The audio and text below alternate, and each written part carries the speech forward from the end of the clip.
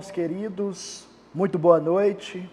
Quero saudá-los com a graça e com a paz do nosso Senhor e Salvador Jesus Cristo e agradecer a Deus por essa oportunidade que nós temos de meditar na palavra dEle, de estudarmos a palavra dEle e de encontrarmos para a nossa vida esperança em tempos turbulentos, em tempos difíceis, sombrios, mas no Senhor há sempre esperança para a nossa vida, porque existe uma mão invisível que está controlando a história, que está controlando o mundo e principalmente a nossa vida. E é bom que entendamos assim, para que desfrutemos de paz e alegria na presença do Senhor. Eu quero chamar você para orar nesse momento e juntos agradecemos a Deus por esse tempo na presença dEle. Vamos orar. Ó Deus, muito obrigado. Obrigado porque nós somos guardados e sustentados pelo Senhor. Nós entendemos que o Senhor é soberano sobre tudo, sobre todas as situações que rondam a nossa vida. O Senhor não perde o controle de nada. E além disso, o Senhor é um Deus provedor, porque em meio a situações difíceis, o Senhor nos sustenta com graça, com paz, com alegria e com esperança no coração. Ajuda-nos, ó Deus, a termos os olhos sensíveis para aquilo que o Senhor está fazendo nesse mundo. E ajuda-nos, por meio da Tua palavra, a encontrar paz, esperança e alegria. Para a Tua honra e para a Tua glória é que nós lhe pedimos isso. Amém. Meu irmão, eu quero meditar com vocês nesta oportunidade, estudando o texto da palavra do Senhor, no livro de Gênesis, livro dos começos. E eu quero refletir com você sobre essa ideia de que existe uma mão invisível controlando a história. E quanto mais próximos do Senhor nós estamos, mais compreensível se torna para nós essa situação, de que Deus é o soberano governo, e é também o Deus providente, o Deus que não nos desampara, que não nos abandona. E eu quero considerar isso através da vida de um personagem bíblico chamado José. E eu peço que você abra aí a tua Bíblia, no livro de Gênesis, capítulo de número 45. Gênesis 45, nós leremos apenas 2 versos nesse texto. O verso 4 e também o verso 5.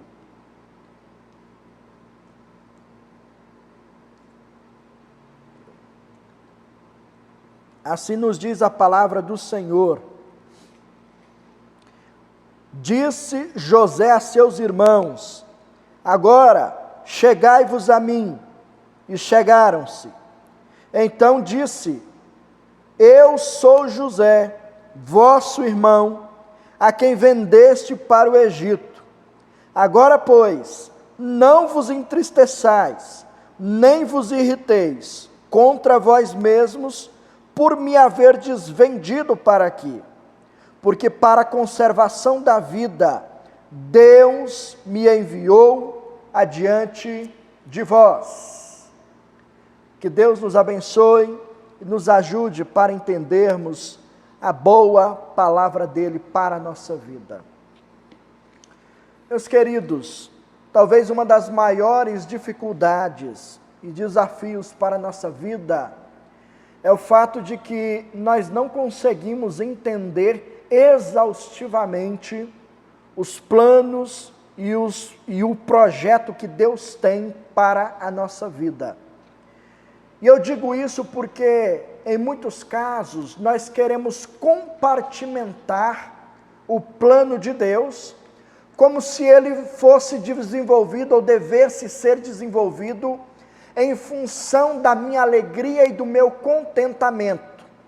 É como se cada detalhe da minha vida tivesse que contribuir para me fazer feliz, para que eu me sinta bem e para que eu me sinta confortável. De maneira que quando uma situação acontece na minha história e ela não contribui de uma certa maneira para a minha alegria do momento, e eu não fico feliz com o que acontece, eu começo a questionar qual seria o plano de Deus. Eu começo, e muitas vezes nós começamos a questionar Deus sobre o que Ele está planejando para a nossa vida, o que Ele está querendo com essa situação, o que Ele está querendo nos ensinar. O fato é que nós, infelizmente, diante de cada situação, queremos compartimentar os acontecimentos e as circunstâncias como algo que devesse ser favorável a mim e à minha felicidade. E assim nós entramos em uma grande crise. E eu quero olhar para a vida do José com você, a biografia desse homem, para que nós consideremos essa verdade à luz da palavra de Deus. Como que José enxergou a vida dele, qual foi a leitura que ele fez diante de todas as circunstâncias a que ele foi submetido em sua história. Primeiro, então, comecemos por essa triste biografia de José, que desde cedo conquistou a antipatia dos seus irmãos. Já parou para pensar nisso? José, ainda muito jovem, tornou-se uma figura que causava antipatia nos seus próprios irmãos. Os irmãos não gostavam de ter o José por perto. Os irmãos não gostavam de que o José os acompanhassem. E essa antipatia teve algumas motivações. Existiram algumas circunstâncias dentro daquele momento que potencializou essa antipatia no coração dos irmãos de José. Veja que quando José ainda era muito jovem, e por isso ele não tinha certamente tanta sabedoria ainda na vida, o fato de ser muito jovem fez com que ele não soubesse lidar muito bem com algumas circunstâncias na sua vida, com algumas informações que ele havia recebido do Senhor por meio de sonhos. Ele não foi maduro o suficiente para administrar aquilo que estava recebendo do Senhor.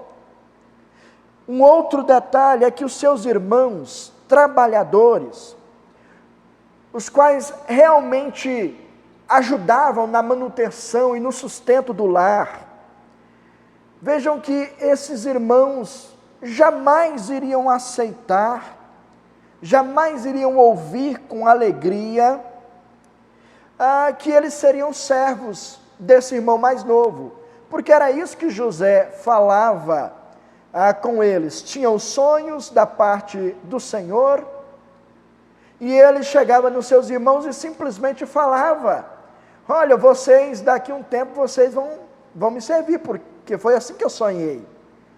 Os irmãos mais velhos não viam aquilo com bons olhos, viam aquilo talvez com uma certa arrogância, e eles jamais iriam aceitar, porque isso não estava dentro da cultura daquele tempo. Os irmãos mais velhos é que mantinham autoridade sobre os mais novos, e não o contrário, como José estava apresentando para os seus irmãos.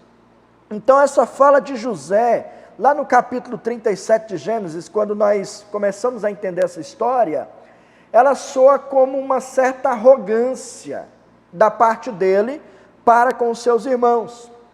E mais um detalhe ainda, não obstante a isso, o pai de José, o Jacó, demonstrava ter mais amor por José do que pelos seus outros irmãos. Ele era um preferido, ele era um queridinho dentro da própria casa. Então vejam que isso também contribuía para que os irmãos de José nutrissem uma antipatia com relação a eles. E então a reação deles em face do ocorrido, em face de toda essa história que está se desenvolvendo, foi simplesmente dar um jeito de tirar o José da história deles. Eles entenderam, não dá para conviver com esse nosso irmão, nós precisamos dar um jeito de tirar ele de perto de nós. Ele nos perturba, ele nos inquieta, então vamos dar um jeito nele. E nessa biografia nós entendemos que os irmãos, nós aprendemos lá no capítulo 37, versículo 28, que os irmãos de José o venderam para os midianitas, que estavam indo na direção do Egito a levar escravos.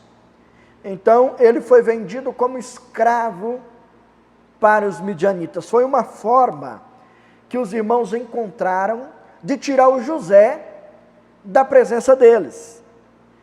Agora, a partir disso, de uma ação como esta, o José é um homem que está sendo trabalhado por Deus, mas ele não administra bem essas questões que o envolvem, faz com que os seus irmãos tenham uma certa antipatia por ele, e o tirem de perto deles.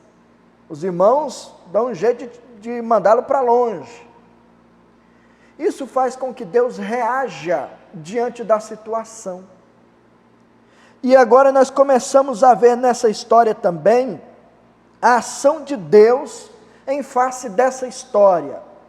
Nós poderíamos começar a entender aqui, ou até mesmo julgar, o José sendo injustiçado. Algo terrível acontecendo com ele.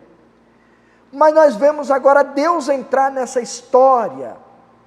E hoje nós estamos vendo isso, nós percebemos que estamos muito à frente do José. A nossa forma de olhar para trás hoje é fácil de perceber que lá era Deus quem estava guiando cada detalhe. Mas você já parou para pensar que para o José poderia não ser da mesma maneira? No momento em que ele estava vivendo isso, o José não tinha o mesmo olhar que nós temos hoje, ao olharmos para trás e aprendermos com essa história.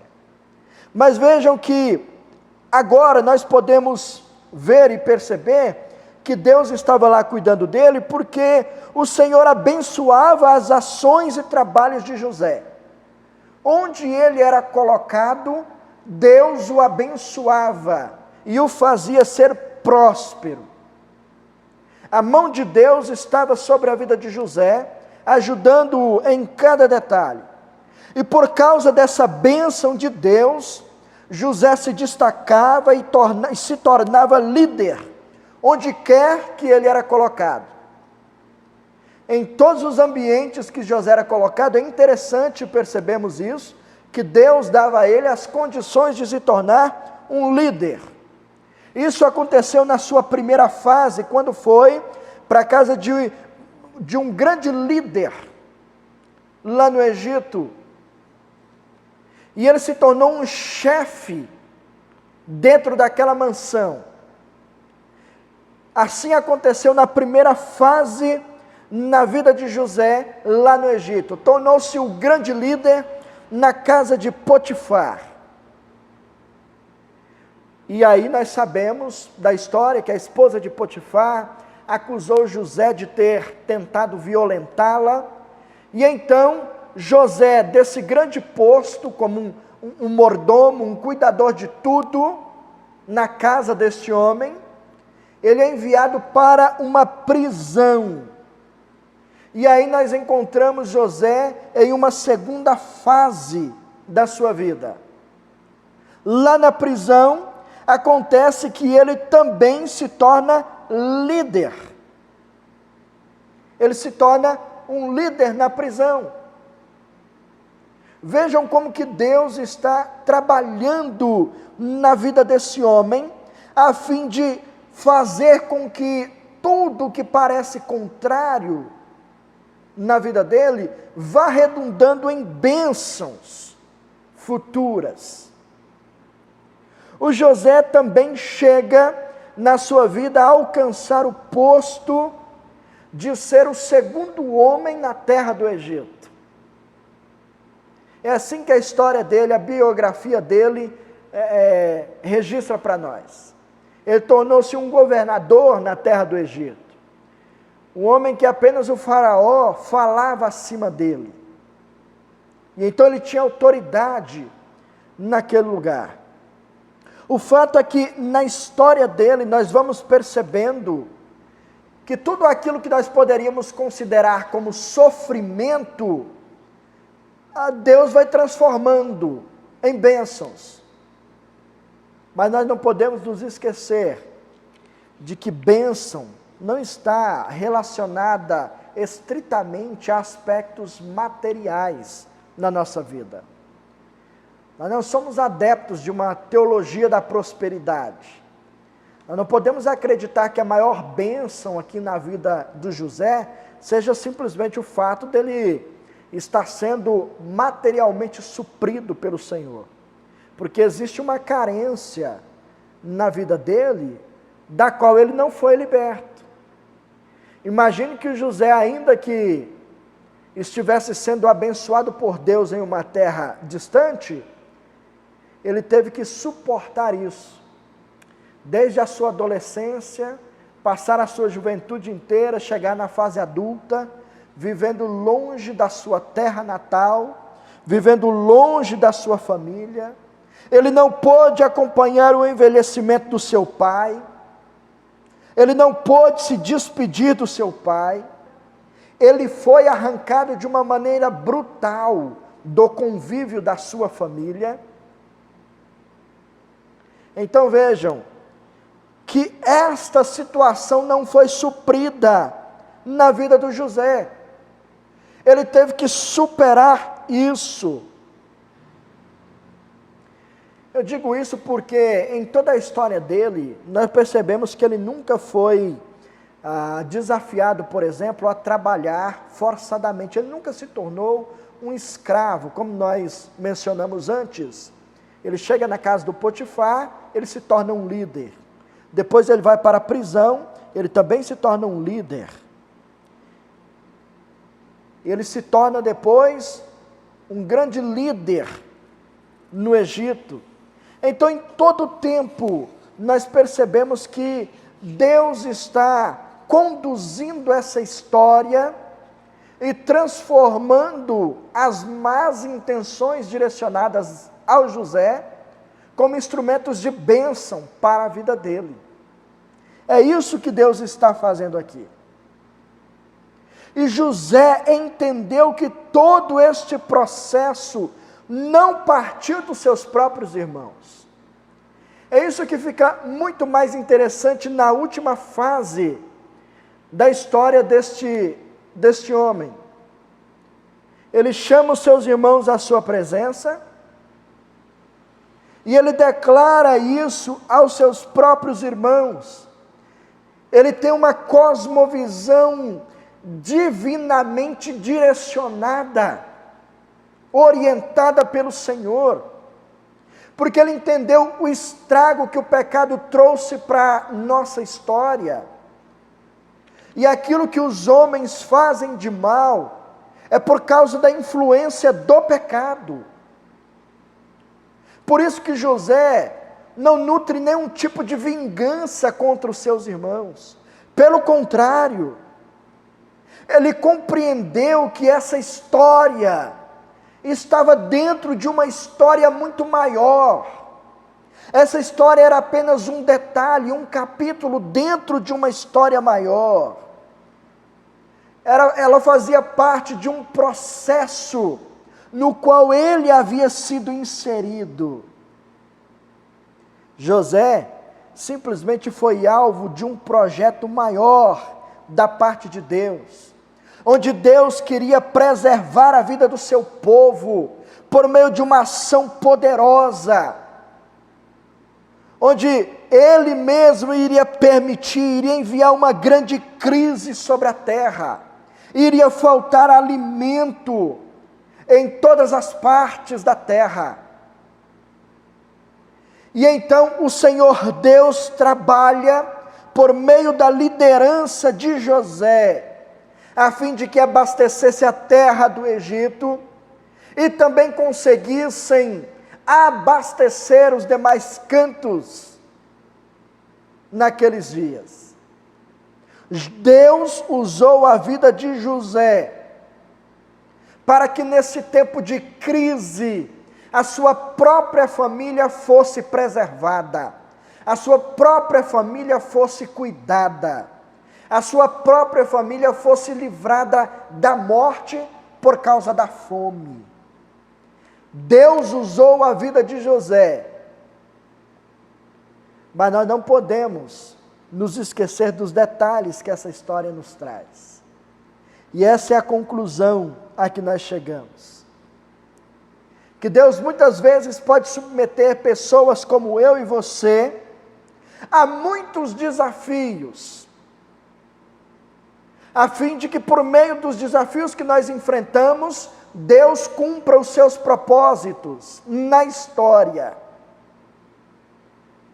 E os propósitos de Deus podem envolver até um sofrimento nosso, uma angústia nossa, tristeza muitas vezes, privações, a fim de que algo maior seja construído no futuro.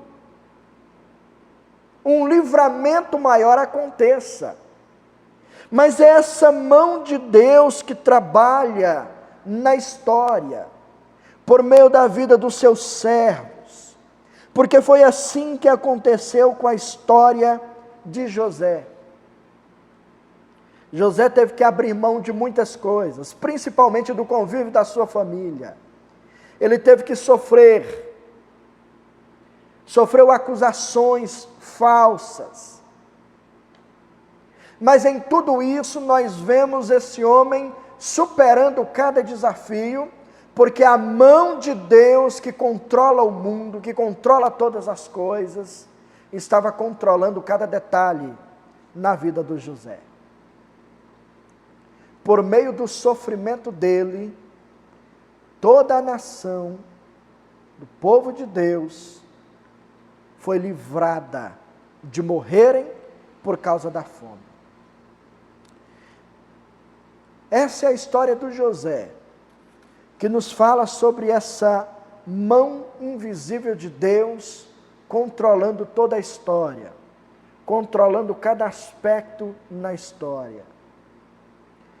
Mas se nós ficássemos por aqui, nós teríamos apenas uma consideração moral, uma aplicação moral para cada um de nós, porque a história de José, ela até nos motiva a enfrentar desafios e sofrimentos na vida, nos motiva. Só que nós precisamos de uma história que nos arraste, uma história que nos impulsione por dentro, que nos ajude a ter alegria mesmo vivendo em meio a uma grande crise, a qual nós também estamos sofrendo nesses dias. E a única história que pode nos ajudar é a história de Jesus Cristo, o nosso Senhor. A vida do José simplesmente apontou ou ilustrou aquilo que o nosso Senhor Jesus um dia faria. Essa história aponta para uma grande história. A história do José ilustra uma grande história que foi realizada, que foi escrita por Deus através da vida de Jesus, o nosso Redentor. Jesus Cristo teve que sofrer injustiças. Jesus Cristo teve que sofrer injúrias. Jesus Cristo também teve que se doar, teve que se gastar. Jesus Cristo teve que dar a própria vida para que nós não perecêssemos. Jesus Cristo, sim, apresenta uma história que arrasta-nos e que convence-nos por dentro, que nos motiva a viver nesse tempo, porque quando nós olhamos para Ele, nós encontramos alguém que venceu tudo e todos para preservar a nossa vida, mas antes foi alguém que se entregou por amor a cada um de nós. E é isso que eu gostaria de deixar com você nessa oportunidade. A história de José aponta para a história de Cristo. Alguém que se doou de verdade, alguém que se entregou, alguém que se humilhou, alguém que padeceu por amor a nós, a fim de nos conquistar e nos libertar, não de uma crise passageira, mas de nos libertar de uma crise eterna, sofrendo eternamente, distante de Deus e sofrendo a ira de Deus. Por isso, em Jesus, nós encontramos a esperança e a alegria que nós precisamos nesse momento, diante do qual nós estamos passando. Em Jesus Cristo nós encontramos força para caminhar, porque a história de Jesus nos prova que a mão de Deus sempre esteve dominando cada aspecto da história, cada detalhe, a fim de que nós fôssemos preservados e principalmente a fim de que nós fôssemos livrados do império das trevas e transportados para o reino do Filho do amor de Deus. Que o Senhor Jesus te abençoe, que o Senhor Jesus te ajude a suportar esse tempo de crise pela qual estamos passando, com esperança no coração, nunca se esquecendo de que há um Deus soberano e provedor, que está cuidando de cada detalhe da nossa história, que está cuidando da nossa vida. E aquilo que parece estranho e parece desconfortável, e aquilo que parece não contribuir para o nosso bem, lá na frente certamente nós poderemos olhar para trás e afirmar como salmista: foi-me bom ter eu passado pela aflição, para que aprendesse os teus decretos. Que Deus nos ajude, em nome de Jesus. Amém. Vamos orar. Ó Deus, obrigado pela história desse teu servo do passado, José. Obrigado porque nele nós encontramos a figura de alguém que realmente foi usado pelo Senhor para a preservação de muitas vidas. Mas muito obrigado porque a história dele ilustra uma história muito maior que a do nosso Senhor Jesus. A história de Jesus que nos prova que ele realmente padeceu, sofreu, para nos livrar da tua ira e nos tornar alvos do teu amor. Obrigado pela obra de Cristo na cruz. Obrigado porque tu és um Deus soberano e provedor, que não nos desampara em tempo algum. Louvamos e bendizemos o teu nome e pedimos, ó Deus, que o Senhor nos sustente nesse tempo de crise, nesse tempo de distanciamento, nesse tempo onde não podemos abraçar os nossos irmãos, estar juntos com os nossos irmãos, vivermos a vida comum da igreja. Nos ajude a suportar esse tempo e que aprendamos a valorizar ainda mais cada instante que nós vivemos juntos. Que o Senhor abençoe o teu povo e que o Senhor tenha misericórdia da nossa nação e que o Senhor nos livre desse vírus, desse tempo, a fim de que nós possamos voltar à nossa vida comum e continuar, ó Deus, te servindo e te adorando, em nome de Jesus. Amém. Que Deus te abençoe, irmão, irmã, que Deus te guarde, te proteja e te livre do mal. Um forte abraço e até breve.